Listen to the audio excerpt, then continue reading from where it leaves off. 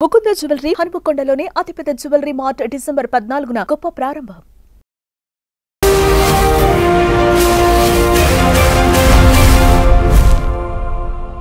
నమస్తే, welcome to I dream social spotlight with Kavitha. గత 3 రోజులుగా ట్విస్ట్లు టర్న్లతో సినిమా స్క్రిప్ట్ ని తలదన్నే లాంటి ఒక ఎపిసోడ్ జరుగుతోంది. అది మంచు మోహన్ బాబు ఫ్యామిలీకి సంబంధించి. అది ఫ్యామిలీ మ్యాటర్ వరకు ఓకే, కాకుంటే బయటకు వచ్చింది. ఆ తర్వాత కవరేజ్ కోసం వెళ్ళినటువంటి జర్నలిస్టుల మీద అటాక్లు అనేవి జరుగుతున్నాయి. ఓవరాల్ గా ఈ ఎపిసోడ్లన్నింటినీ ఎలా చూడొచ్చు? అసలు ఫీల్డ్ లో ఉన్నటువంటి జర్నలిస్టుల మీద ఇలా దాడులు జరుగుతుంటే రక్షించే చట్టాలు ఏమైనా ఉన్నాయా? మనతో పాటుగా ఉన్నారు మన తెలంగాణ ఎడిటర్ దేవులపల్లి అమర్ గారు. సార్ నమస్తే. సార్, మనకు ఒక 3 days నుంచి జరుగుతున్నటువంటి ఎంటైర్ ఎపిసోడ్ ని, అది వాళ్ళ ఫ్యామిలీ మ్యాటర్ అనుకొని వదిలేసినప్పటికీ బయటికి వచ్చారు, పోలీస్ స్టేషన్కి వెళ్ళారు, కంప్లైంట్లు ఇవంతా అక్కడ ఉన్నటువంటి విలేకరులు వృత్తి ధర్మంలో భాగంగా క్వశ్చన్స్ వేస్తే మీద తిరగబడి కొట్టడం అనేది ఏం జరుగుతోంది సార్? అసలు మంచు మోహన్ బాబు ఫ్యామిలీలో ఇది లాస్ట్ 2-3 days గా జరుగుతున్న గొడవ ఏం కాదు. చాలా రోజులుగా బయట అక్కడక్కడ వార్తలు వస్తూ ఉన్నాయి. ఏంటంటే ఫ్యామిలీలో మోహన్ బాబు ఇద్దరు కొడుకుల మధ్య డిస్ప్యూట్స్ ఉన్నాయని, ఆస్తులకు సంబంధించి. ఇది ఎట్లా ఉంటుందంటే చాలా కుటుంబాల్లో ఇట్లాంటి సమస్యలు ఉంటాయి. ఏమవుతుందంటే తండ్రి ఎప్పుడు కూడా ఆస్తులు వదిలిపెట్టకూడదు, పిల్లలకు చదివించి వదిలిపెట్టాలి. ఆస్తులు ఉంటే ఇట్లాంటి గొడవలు మొదలైతే ఆయన సంపాదించినాడు, ఆస్తుల కారణం తగాదు జరుగుతున్నట్టు. అది పూర్తిగా వ్యక్తిగత కుటుంబ సమస్య. అది నిజానికి ఇదే సమస్య ఏ ఆర్డినరీ సిటిజన్ ఇంట్లో, అంటే ఏ ఉపాధ్యాయుడి ఇంట్లోనో, ఏ లేబర్ ఇంట్లోనో, లేకపోతే ఏ మామూలు ఉద్యోగి ఇంట్లోనో, ఏ రైతు ఇంట్లోనో, ఏ కార్మికుడి ఇంట్లోనో కనుక జరిగితే ఎవరు పట్టించుకోరు. చాలా సర్వసాధారణంగా జరుగుతుంటాయి ఇట్లాంటి సమస్యలు. మనం కూడా చూస్తాం మన సమాజంలో, మన చుట్టూ ఉన్న వాళ్ళ చాలా కుటుంబాల్లో ఆస్తి తగాదాలు చూస్తాం. మనం రోజు పత్రికలు చదువుతూ ఉంటాం. ఆస్తి కోసం తండ్రిని చంపినట్టు, లేదా ఆస్తి కోసం కొడుకుని చంపినట్టు, లేదా ఆస్తి కోసం భర్తను చంపినట్టు, ఇట్లాంటి రకరకాల వార్తలు మనం పేపర్లలో చూస్తుంటాం. ఆస్తుల కోసం తగాదాలు జరగడం అనేది సర్వసాధారణంగా జరుగుతుంది, చాలా కుటుంబాల్లో జరుగుతూ ఉంటుంది. కానీ అవన్నీ మీడియా ఏం పట్టించుకోదు. మీడియా అన్నాడు వాటి జోలికి పోదు. అక్కడికి వెళ్ళి అంటే ఏదైనా పోలీస్ కంప్లైంట్ వచ్చి, అంటే హీనియస్ క్రైమ్, అంటే మర్డర్ లాంటిది జరిగి, దాడి లాంటిది జరిగి ఎవరైనా ఆసుపత్రిలో పాలై పోలీస్ కేసు అవుతే తప్ప మీడియా పట్టించుకోదు. మీడియాలో వార్తలు వస్తే చిన్నగా ఏంటంటే హత్య జరిగింది, ఆస్తి కోసం తగాదాలు, కొట్టుకున్నారు, గాయపడ్డారు, ఇట్లాంటి చిన్న చిన్న వార్తలు వస్తుంటాయి. ఇంత ప్రచారం దేనికి రాదు. ఎందుకు వచ్చింది ప్రచారము? మోహన్ బాబు సెలబ్రిటీ. మోహన్ బాబు మాజీ రాజ్యసభ సభ్యుడు, కొంతకాలం రాజకీయాల్లో ఉన్నాడు. ఆయన తర్వాత చాలా సినిమాలు తీసినాడు, సినిమా ప్రొడ్యూసర్, దర్శకుడు, చాలా సినిమాల్లో నటించినాడు. అతను ఒక సెలబ్రిటీ. అతని 2 కుమారులు కూడా సినిమాల్లో నటించిన వాళ్ళు, యాక్టర్స్. వాళ్ళు సినిమాలు తీసినారు. ఆ కుటుంబం మొత్తం కూడా ఒక సెలబ్రిటీ ఫ్యామిలీ. అది ఆ ఫ్యామిలీ సంబంధించి ఏమైనా జరిగినప్పుడు తప్పనిసరిగా మీరు ఒకటి చూడండి. కొన్ని పత్రికల్లో, ప్రధానంగా ఇంగ్లీష్ పత్రికల్లో మనం చూస్తుంటాం, కొన్ని పేజీలు ఈ సెలబ్రిటీల కోసం ఉంటాయి. వీళ్ళు సాయంత్రం పార్టీలకు సంబంధించిన ఫోటోలు, వీళ్ళు చేసుకునే పేస్ట్రీ అంటాం. ఎగ్జాక్ట్లీ ఈ పేస్ట్రీ యాక్టివిటీ అనేది చూస్తాం. పేస్ట్రీలో రావాలని సెలబ్రిటీస్ చాలా ఆసక్తి చూపిస్తారు. చాలా వెంటబడి మీడియా వెంటబడి రాయించుకోవడం, ఇట్లాంటివన్నీ వాళ్ళ ఫోటోలు వేయించుకోవడం, ఇట్లాంటివన్నీ చూస్తూ ఉంటాం. సెలబ్రిటీస్ ఫ్యామిలీస్ లో ఉన్న వాళ్ళు పార్టీలకు పోయినా, ఫంక్షన్స్ పోయినా, లేకపోతే ఏదైనా జరిగినా అంతా ఈ పేస్ట్రీస్ కల్చర్ అనేది బాగా ఉంది మన దగ్గర. అప్పుడు చాలా సంతోషపడేవాళ్ళు. ఇట్లాంటి సందర్భాల్లో మీడియాని విమర్శించాలి. నేనేం మీడియా తరఫున మాట్లాడడానికో లేదా మీడియాని సమర్థించడానికో మాట్లాడడం లేదు. ఈ సెలబ్రిటీ ఫ్యామిలీలో కూడా ఈ గొడవలు 4 గోడల మధ్యలోనే ఉండి బయటికి రాకపోతే, బయటికి ఎవరికి తెలియకపోతే మీడియా పట్టించుకోవాల్సిన అవసరం. ఎప్పుడైతే ఇది బయటకు వచ్చి పోలీస్ కంప్లైంట్లు దాకపోయిందో, దాడులు జరిగినాయో, అందులోంచి ఒక కుటుంబ సభ్యుడు బయటకు వచ్చి మీడియాతో మాట్లాడి తనకి ఇట్లా జరిగిందని పోలీస్ కంప్లైంట్ ఇచ్చి తన మీద దాడి జరిగిందని, తనకు గాయాలైనవని, తన ఆసుపత్రిలో చేరి ట్రీట్మెంట్ తీసుకుంటూ ఉంటే, ఇంత జరుగుతూ ఉంటే ఒక సెలబ్రిటీ ఫ్యామిలీలో మీడియా ఏమి రాయకుండా ఏం చూపించకుండా ఉండాలి అనడం సరైనది కాదు. మీరు సెలబ్రిటీలుగా ఉన్నప్పుడు కూడా మా గురించి ఏం రాయట్లండి, మేము బాగా ఉన్నప్పుడు, మేము మంచిగా కనిపించినప్పుడు, మేము అందంగా కనిపించినప్పుడు మా ఫోటోలు ఏం వేయొద్దండి, మమ్మల్ని చూపించకండి, మా గురించి రాయకండి అని అంటే వేరే విషయం. ఆల్ గుడ్ థింగ్స్ ఏ ఉండాలి. అట్లా మీడియాకు దూరంగా ఉండే వాళ్ళు ఉంటే అది వేరే విషయం. నిజంగా కూడా ఏనాడు మీడియా దగ్గర ముందుకు రాని, మీడియా ఎక్స్పోజర్ కోరుకొని, మీడియాలో పబ్లిసిటీ కోరుకొని వాళ్ళ దగ్గరికి పోయి మీడియా ఇట్లా బిహేవ్ చేస్తే మనం మీడియా తప్పు పట్టాలి తప్పనిసరిగా. అట్లా కాదు ఇక్కడ. మీడియా ప్రతిరోజు ఇప్పుడు మోహన్ బాబు కానీ ఆయన కుమారులు కానీ ఒక సినిమా తీసినా, ఒక సినిమాలో నటించినా ఆ సినిమాకు సంబంధించిన ప్రమోషన్ కోరుకుంటారు, ఆ సినిమాకు సంబంధించి పత్రికలు బాగా రాయాలని కోరుకుంటారు, మీడియా బాగా చూపించాలని కోరుకుంటారు. దానివల్ల ప్రమోషన్ జరిగి సినిమా ఎక్కువ మంది చూసి ఎక్కువ డబ్బులు రావాలని కోరుకుంటారు. అప్పుడు అవన్నీ కోరుకున్న వాళ్ళు ఇట్లాంటి సందర్భాల్లో మీడియా ఏమన్నా రాయబోతే ఇంత ఇదిగా రియాక్ట్ ఎందుకు కావాలా? అది అక్కడ మనం ప్రశ్నించాల్సింది. మామూలుగా అయితే ఎవరి వ్యక్తిగత జీవితాల్లోకి మీడియా పోకూడదు. భార్యాభర్తలు తగాదా కానివచ్చు, తండ్రి కొడుకుల తగాదాలు కావచ్చు, ఇంకేదైనా కావచ్చు. కుటుంబంలో జరిగే వ్యవహారాన్ని, కుటుంబంలో జరిగే తప్పొప్పుల్ని లేదా కుటుంబంలో ఉండే పొరపచ్చాన్ని, తగాదాల్ని మీడియా పట్టించుకోవాల్సిన అవసరం లేదు. కానీ ఆ కుటుంబం ఎప్పుడైతే మామూలు కుటుంబం కాదు, మనం చాలా చూస్తున్నాం. పెద్ద పెద్ద వ్యాపారవేత్తల కుటుంబాల్లో జరిగే విషయాలు రాస్తుంటాయి పత్రికలు, మీడియా చూపిస్తుంటది. రాజకీయ నాయకుల ఇళ్లలో జరిగే విషయాలు రాస్తూ ఉంటది, మీడియా చూపిస్తూ ఉంటది. సేమ్ సెలబ్రిటీస్, అదే సెలబ్రిటీ స్టేటస్ కలిగిన సినిమా వాళ్ళు, ఇంకా సినిమా వాళ్ళు ఎక్కువ రాజకీయ నాయకుల కంటే, వ్యాపారవేత్తల కంటే కూడా ఎక్కువ సినిమా వాళ్ళ గురించి తెలుసుకోవాలని ఆసక్తి ఉంటది జనాల్లో.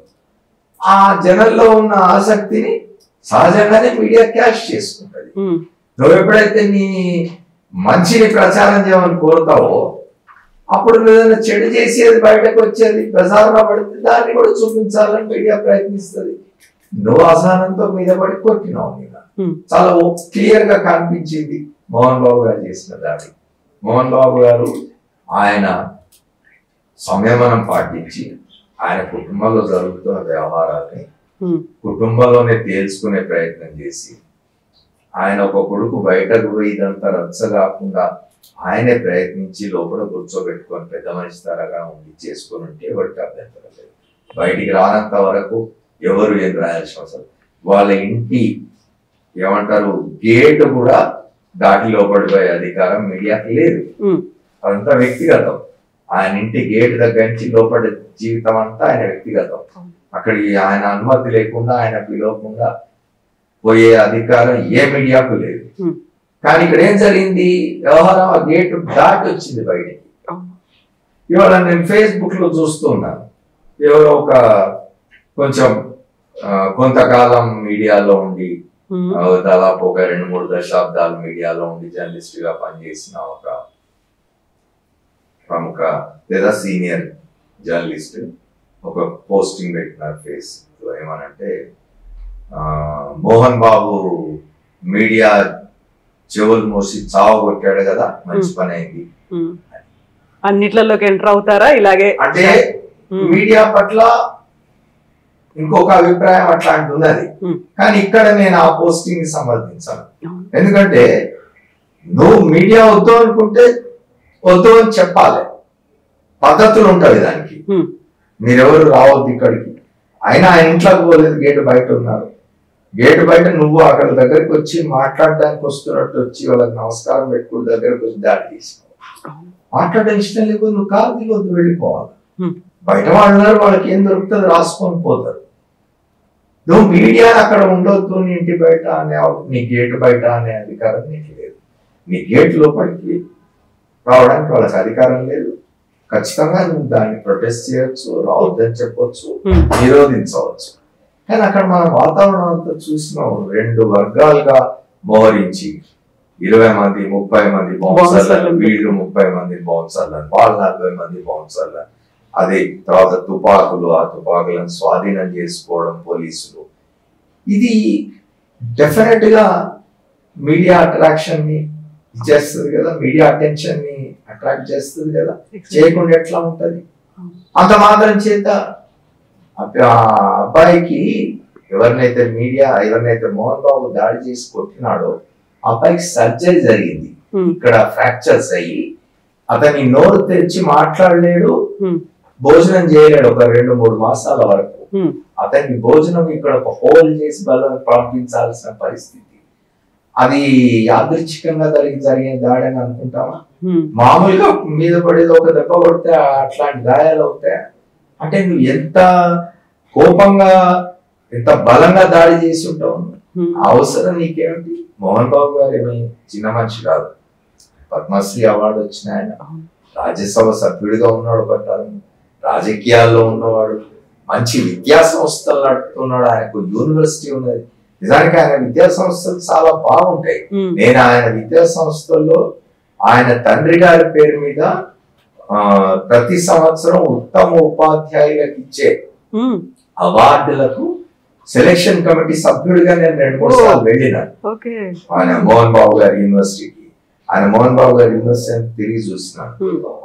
ఆయన యూనివర్సిటీలో ఆయన దగ్గర చదువుకునే పిల్లలకు ఆయన యూనివర్సిటీ, ఆయన విద్యా సంస్థ నేర్పించే డిసిప్లిన్ ఇంట్లో ఆయన 2 కొడుకులకు నేర్పలేకపోయినా ఆయన. దురదృష్టకరమైన విషయం. ఆ క్రమశిక్షణ ఆ 2 పిల్లలకు ఉండింటే వాడి పరిస్థితి వచ్చేది కాదు.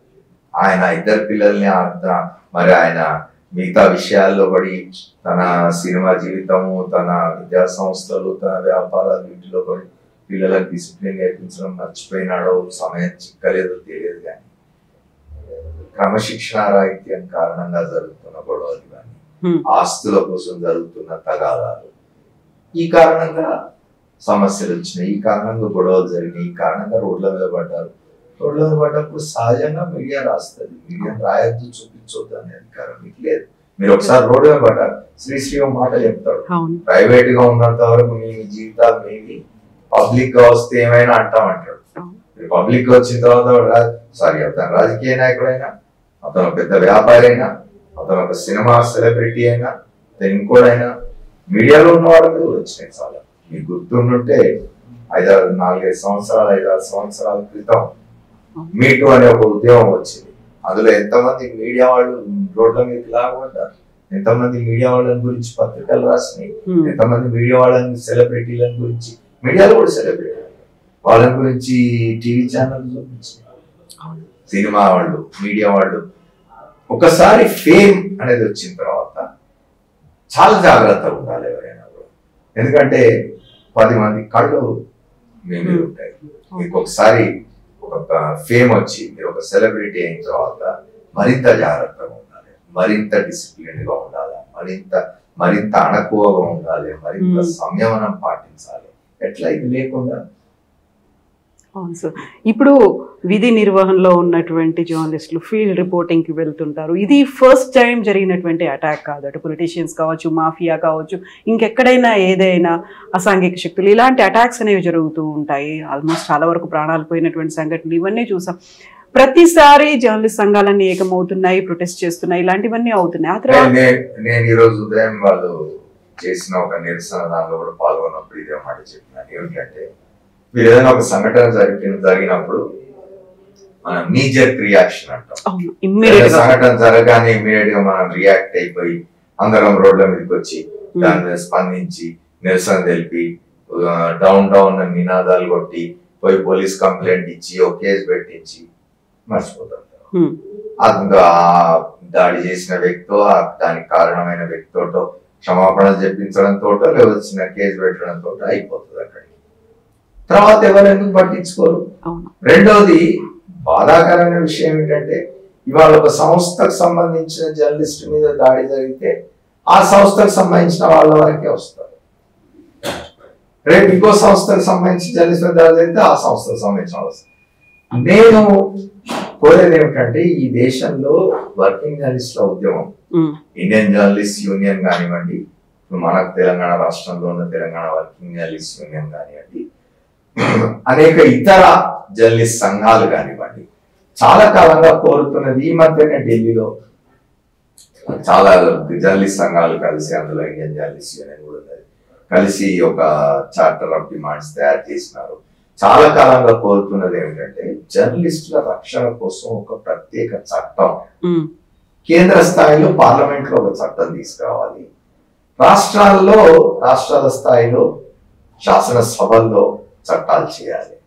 జర్నలిస్టులకు ప్రత్యేక రక్షణ కల్పించడం కోసం, వాళ్ళ మీద దాడులు నిరోధించడానికి, ఎక్కడైనా దాడి జరిగితే కఠినమైన చర్యలు ఉండడానికి అవసరమైన చట్టాలు తీసుకురావాలని చెప్పి చాలా కాలంగా జర్నలిస్ట్ యూనియన్ డిమాండ్ చేస్తూ ఉన్నాయి. ఇవాళ మళ్ళీ ఒకసారి నిన్నటి సంఘటనతో అది మళ్ళీ తెర మీదకి వచ్చింది, మళ్ళీ దాన్ని మనం అడగాల్సిన పరిస్థితి వచ్చింది. ఇది ఒకటే కాదు, ఇప్పుడు ఇదేమిటి ఇట్లాంటి డిమాండ్ ఒకటి జర్నలిస్ట్ సంఘాలు మాత్రమే ఎందుకు చేయాలి? జర్నలిస్ట్ సంఘాలు జర్నలిస్టుల బాగోగులు కోరుతారు కాబట్టి జర్నలిస్ట్ సంఘాలు ఇది మాట్లాడుతున్నాయి. నిజానికి ఒక విలేకరి నిన్న TV9 విలేకరి మోహన్ బాబు ఇంటి దగ్గర పోయి అక్కడ వార్తా సేకరణ కోసం పోయి తన్నులు తిని వార్త తీసుకొచ్చి వార్త రాస్తే లాభపడుతుంది ఎవరు? యజమాని లాభపడుతున్నారు.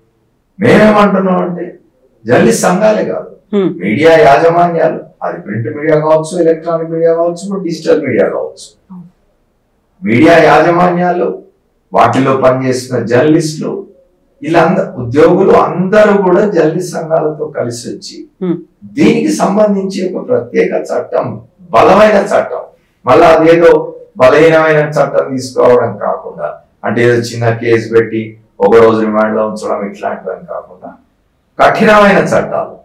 జర్నలిస్టుల మీద భౌతిక దాడే కాదు, జర్నలిస్టులను దూషించిన, జర్నలిస్టులకు ఎటువంటి హాని తలపెట్ట ప్రయత్నించినా వాళ్ళ మీద కఠినమైన చర్యలు ఉండే విధంగా ఒక బలమైన చట్టం జాతీయ స్థాయిలో పార్లమెంట్ లో, రాష్ట్రాల్లో శాసనసభల్లో తప్పనిసరిగా చట్టాలు చేసే విధంగా ఒక పెద్ద ఉద్యమం రావాలి. అన్ని విభేదాలు పక్కన పెట్టి జర్నలిస్టులు అందరూ కలిసి ఇట్లాంటి ఉద్యమం చేయాలి అని మేము చాలా కాలంగా కోరుతూ ఉన్నాం. మళ్ళీ ఒకసారి అందరికీ విజ్ఞప్తి చేయడం తప్ప చేయగలిగేది ఏం లేదు. ఇది కాకుండా ఇంకొకటి కూడా ఉన్నది. మామూలుగా విధుల్లో ఉన్న ప్రభుత్వ ఉద్యోగులు లేదా ప్రభుత్వ అధికారులు వాళ్ళ విధులను ఎవరైనా అడ్డగిస్తే కఠినమైన చర్యలు తీసుకునేందుకు కొన్ని చట్టాలు ఉన్నాయి, కఠినమైన చట్టాలు ఉన్నాయి.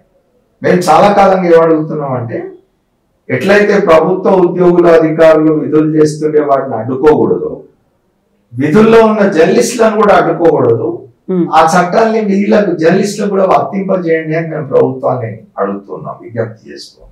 అది మళ్ళీ ఒకసారి మనం దాన్ని మళ్ళీ ఒకసారి డిమాండ్ చేయాలి.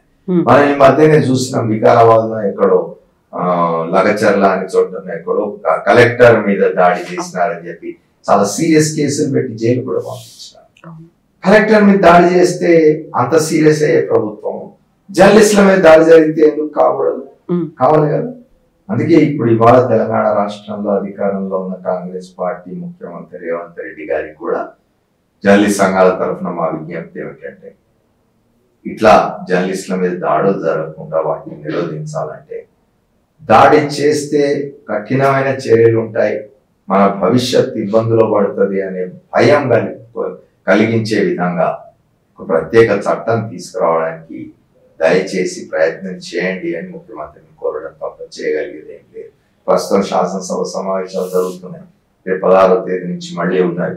సో ముఖ్యమంత్రి గారికి మా విజ్ఞప్తి ఏమిటంటే మా ఒక చట్టం, మంచి చట్టం తీసుకురండి, మీకు కూడా మంచి పేరు వస్తుంది. Thank you so much sir. Thank you sir.